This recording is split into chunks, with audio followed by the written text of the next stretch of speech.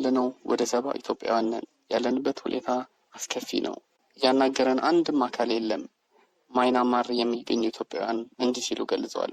በማይናማር ማይዋዲ ኬኬቱ የሚባለው ስፍራ የሚገኙ በቁጥር 70 የሚሆኑ ወጣቶች ከቦታቸው የሚያስወጣቸውን አጥተው ጭንቀት ላይ እንደሆኑ ተናግረዋል። ያሉበት ቦታ በማይናማር ወታደራዊ ሰዎች እየተጠበቀ እንዳለ ጠቁመዋል። ኢትዮጵያውያኖቹ እኛ በጣም አስከፊ ሁኔታ ላይ ነን፣ 70 እንሆናለን። ማንም መጥቶ የጠየቀን የለም። መቼ እንደምንወጣ አናቅም። ሁሉ ነገር ጨልሞብናል ብለዋል። የሚሰጠን ምግብ የማይበላ ነው። ማደሪያ የለንም። እንጨት ላይ ነው የምንተኛው። ምን አይነት ሁኔታ ውስጥ እንዳለን ለመናገር ይከብዳል። ስቃይ ላይ ነን ሲሉ ገልጸዋል። ባለፈው አንድ ወንድማችን በጣም ታሞ በስንት መከራ ነው ህይወቱ የዘራው ሲሉ አክለዋል። ያሉትን የሚሊታሪ ሰዎች ጠይቀናቸው ነበር።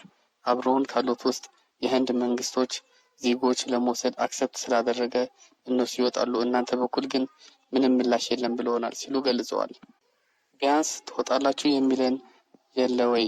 ስለኛ የሚናገር የለም፣ እባካችሁ ስቃያችንን ስሙን ሲሉ ገልጸዋል። ህንዶቹ ነገና ከነገ ወዲያ ይወጣሉ። ዛሬ እየተዘጋጁ ነው። ከኛ ሀገር በኩል ያናገረን ምንም የለም፣ በጣም ጨንቆናል ብለዋል።